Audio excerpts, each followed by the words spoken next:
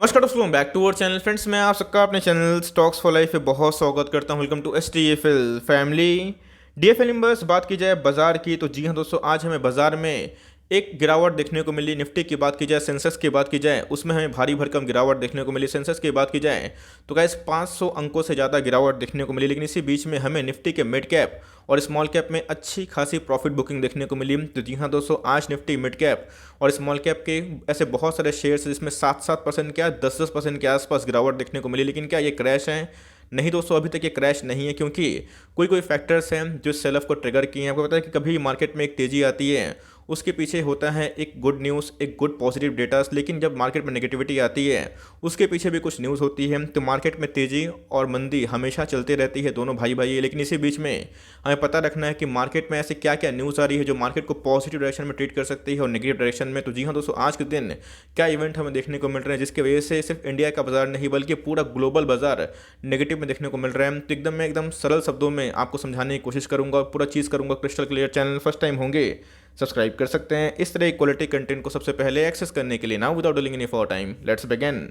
Nifty की बात की जाए, आप देख सकते हैं कि तकरीबन 200 अंकों का गिरावट हमें देखने को मिल रहा है। लेकिन अगर टॉप से देखें तो जी हाँ दोस्तों, इसमें 250 पॉइंट के आसपास गिरावट देखने को मिल रही थी। तो कभी भी एक सिंगल डे में इतनी गिरावट होती है तो जी हाँ दोस्तों, अगर इंडेक्स गिरता है 1% तो आपका स्टॉक 3 से 4% भी गिर सकता है। लेकिन इसी बीच में निफ्टी के मिड कैप और स्मॉल कैप में हमें प्रॉफिट बुकिंग देखने को मिल रही है। तो जी हाँ दोस्तों, इसका सिंपल रीज़न है FOMC का मीटिंग और चाइना में एक जो रियल इस्टेट कोलैप्स देखने को मिल रहा है, ये भी एक बहुत ही इंपॉर्टेंट फैक्टर देखने को मिल जाता है। शुरुआत करूंगा अपना इंडाइसिस से कि हमारा इंडाइसिस आज के दिन क्या परफॉर्म करता हुआ देखने को मिल रहा था। अगर आप देखें तो निफ्टी बैंक में भी ऑलमोस्ट 2% के आसपास गिरावट थी। निफ्टी की बात की जाए तो 1% के आसपास तेजी थी। और बहुत जो डिफेंसिव स्टॉक्स है FMCG के, आज वही टॉप गेनर हमें देखने को मिल रहे थे। कल ही के दिन मैंने एचयूएल को भी कवर किया था। निफ्टी के मिड कैप की बात की जाए 2% के आसपास गिरावट देखने को मिल रही थी और निफ्टी के स्मॉल कैप की बात की जाए तो सेम दोस्तों वही हमें कारोबार देखने को मिल रहा था।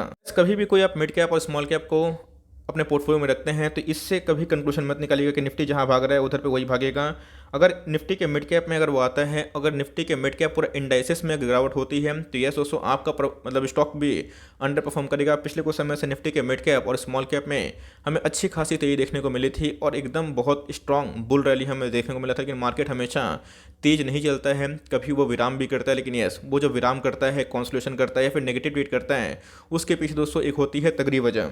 ये न्यूज़ बहुत ही इंपॉर्टेंट है बिकॉज अगर आप आज के दिन की बात की जाए तो जी हाँ दोस्तों, आज है 20 सितंबर और आपको पता है कि FOMC की जो मीटिंग है वो हमें कब मीटिंग होने वाली है, 21 और 22 सितंबर को। तो जी हाँ दोस्तों, को पता है कि मार्केट में अभी के टाइम में बहुत ज़्यादा लिक्विडिटी है। बैंकों को बहुत ही कम ब्याज दर पे पैसे दिए जा रहे हैं कि वो पब्लिक को फॉरवर्ड करे। लेकिन ये जो लिक्विडिटी है हमेशा हाई नहीं हो सकती। इसके पहले भी फेड ने FOMC की मीटिंग में थोड़ा सा इनडायरेक्ट हिंट दिया था कि वो बॉन्ड टेपर कर सकते हैं, जिससे क्या होता है जो इजी मनी है वो धीरे धीरे मार्केट में विड्रॉ हो सकती है। लेकिन अभी की बात की जाए तो आप देख सकते हैं कि कल का दिन और परसों का दिन बहुत ही इंपॉर्टेंट होने वाला है और इसी में ही FOMC जो मीटिंग होता है, जो power of the like Fed reserve होते हैं जिसका नाम जेरोम पावेल देखने को मिलता है, अगर वो टेपर को लेके कि चलो जो बॉन्ड देखने को मिल रहा है यील्ड हो गया या फिर दोस्तों जो भी लाइक इजी मनी है, अगर उसको लेके विड्रॉल को लेके कुछ प्रश्न करते हैं या फिर कुछ कंसर्न रेज करते हैं तो ये एक मैटर हो सकता है। और इसी के पहले अगर आप देखें तो आज के दिन दोस्तों हमें भारी भरकम प्रॉफिट बुकिंग देखने को मिल चुकी है और निफ्टी से ज़्यादा आज निफ्टी के मिड कैप और स्मॉल कैप में अच्छी खासी प्रॉफिट बुकिंग देखने को मिली। निफ्टी अगर अच्छा करेगा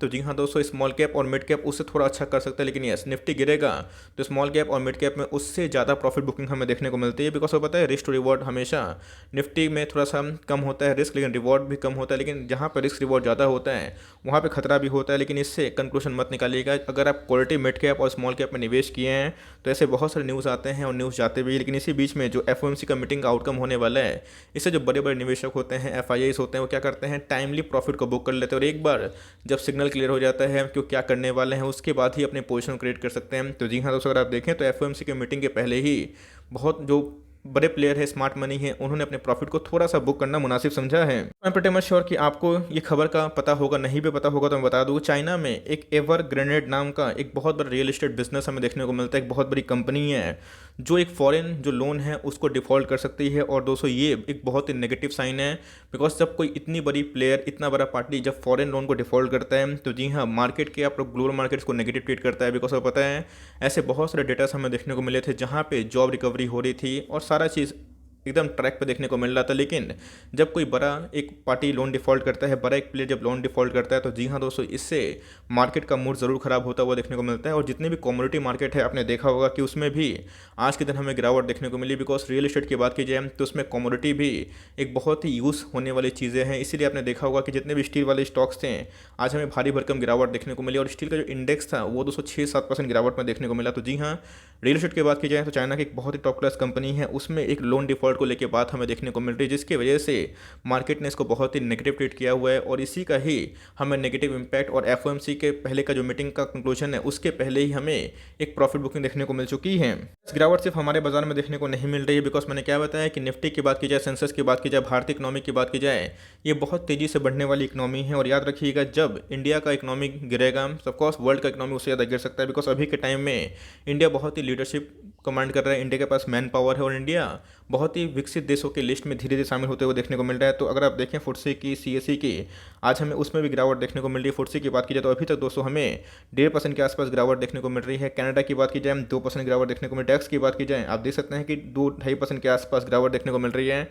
यस, इधर पे दोस्तों जापान का जो इंडेक्स है उसने आज के दिन सरप्राइज किया, लेकिन उसको छोड़ के जितने भी अगर आप एशियन मार्केट को देखें तो वो या तो फ्लैट देखने को मिल रहे हैं या फिर भारी भरकम प्रॉफिट बुकिंग देखने को मिल चुकी है। तो जी हाँ दोस्तों, अगर आप देखें तो ग्लोबल मार्केट भी आज के दिन नेगेटिव देखने को मिल रहे थे। और जो एफओएमसी का मीटिंग का आउटकम है उसके पहले एक हेल्दी प्रॉफिट बुकिंग हो चुकी है। और जो चाइना का रियल एस्टेट कोलैप्स हमें देखने को मिल रहा है एवरग्रेनेड के नाम से, उसके लिए भी सेंटीमेंट नेगेटिव हो चुका है। अब देख सकते हैं रात को बाजार खुलेगा किसका, यूएस बाजार। लेकिन दोस्तों अभी की बात की जाए तो उसका जो फ्यूचर ट्रेड होता हुआ देखने को मिलता है, उसमें भी आज के दिन हमें 1.5% के आसपास गिरावट देखने को मिल रही है। तो इन शॉर्ट अगर आपको मैं बताऊं तो ये जो ग्लोबल सेल ऑफ देखने को मिल रहा है, जिसकी वजह से हमारा निफ्टी और बैंक निफ्टी भी आज के दिन काफ़ी वीक देखने को मिल रहा था। और निफ्टी वीक होगा, बैंक निफ्टी वीक होगा, तो निफ्टी के मिड कैप और निफ्टी के स्मॉल कैप में जरूर एक प्रॉफिट बुकिंग देखने को मिलेगी। लेकिन इससे क्या कंक्लूजन निकाल दे कि बेच दे माल, नहीं दोस्तों।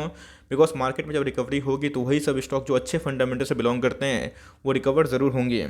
याद रखिएगा, मार्केट में हमेशा तेज़ी नहीं रहती है, एक मंदी भी आती है, एक नेगेटिव न्यूज़ भी होनी चाहिए। बिकॉज मार्केट अगर हमेशा एक ही डायरेक्शन निभाएगा ऊपर की दिशा में, तो ये दोस्तों हमेशा एक गलत साइन होता है। यहाँ पे बायर्स और सेलर्स को खरीदने और बेचने का मौका होता है। लेकिन लॉन्ग टर्म में सबको पता है कि निफ्टी हो या सेंसेक्स हो, ये इसका जो जर्नी है अप मूवमेंट पे जाने वाला है। तो मेरे हिसाब से दोस्तों, अगर आप निफ्टी के अच्छे क्वालिटी स्टॉक्स में निवेश किए हुए हैं, जिनके फंडामेंटल्स मजबूत है, जिनके अंदर स्ट्रॉन्ग प्रमोटर होल्डिंग है, जिनके बिजनेस सालों साल तक चलने वाले हैं, जिनका पी एवरेज देखने को मिलता है या फिर थोड़ा एक्सपेंसिव भी है लेकिन उसमें ग्रोथ है, साथ ही साथ उनके ऊपर डेट फ्री स्टेटस है या फिर बहुत ही कम डेट है, और कंपनी का अपकमिंग जो ईपीएस है, फ्यूचर है, वो सही है, तो उसमें घबराने वाली बात नहीं है। और इन सब मार्केट में आपको अगर टिप मिलता है तो मैं एक ही बात बोलूँगा कि एड ऑन डिप्स कर सकते हैं। बिकॉज अभी तक की बात की जाए तो क्रैश को लेके जो बहुत बड़ा एक रीज़न होना चाहिए वो हमें देखने को नहीं मिल रहा है। और इस बाजार में आपको दोस्तों 2-2.5% के आसपास गिरावट में हर एक इंडेक्सेस में, चाहे आप मिड कैप में स्मॉल करें, स्मॉल कैप में निवेश करें, उन सब में पार्टिसिपेट करना है और लॉन्ग टर्म तो बने रहना है। बिकॉज आपको मैंने कल ही के दिन एक वीडियो बना के बताया था कि मार्केट का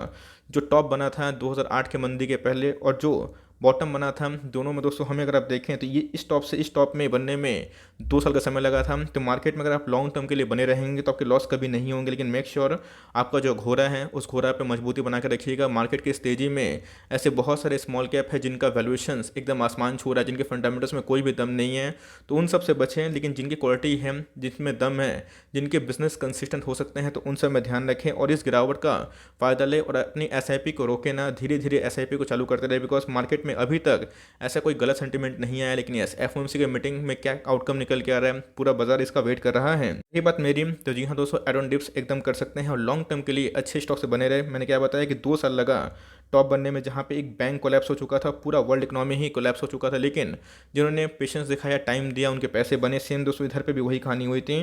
तो छोटे मोटे गिरावट से पैनिक नहीं करना है, अच्छे स्टॉक से बने रहना है। आज मेरा ये पोर्टफोलियो काफ़ी बिलीड किया, लेकिन इससे कुछ कंक्लूजन मत निकालिए। मार्केट अगर इस बॉटम से अगर एक ही डायरेक्शन निभाएगा तो भी सही नहीं है।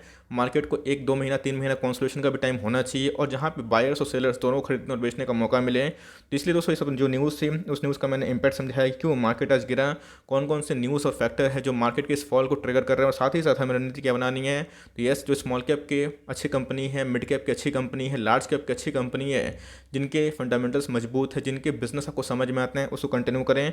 और इधर पे अगर आप शॉर्ट टर्म प्लेयर है तो अपना सेल ले काम लेकिन लॉन्ग टर्म प्लेयर हैं तो मार्केट बने रहें, आज नहीं तो कल मार्केट आपको रिवॉर्ड करेगी। लेकिन जो न्यूज़ थी मैंने आपको अपडेट कर दिया। आई होप मेरा एफर्ट आपको अच्छा लगा। वीडियो अच्छी लगी तो एक लाइक कर दीजिएगा, चैनल फर्स्ट टाइम होंगे तो याद से सब्सक्राइब करना भूलिएगा। फर्दर कोई डाउट है उसको ड्रॉप कर सकते हैं, कुछ और रिव्यू चाहिए उसका नाम ड्रॉप करना भूलिएगा। I would love to make a video on your demand. Guys मिलते हैं जल्दी ही, तब तक के लिए bye. Thanks for listening friends, God bless you all.